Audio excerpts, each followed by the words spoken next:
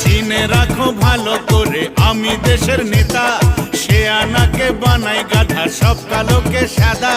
চিনে রাখো ভালো করে আমি দেশের নেতা, সে আনাকে বানাই গাধা সব কালোকে সাদা। ঘুষ নিলে তার চাকরি যাবে, ইফটিজিং এ ফাঁসি হবে। ঘুষ নিলে তার চাকরি যাবে, ইফটিজিং এ ফাঁসি হবে। কালো ধান্দা কালো বাজার করব এবার নষ্ট আমি, এমএলএ ফাটা গেট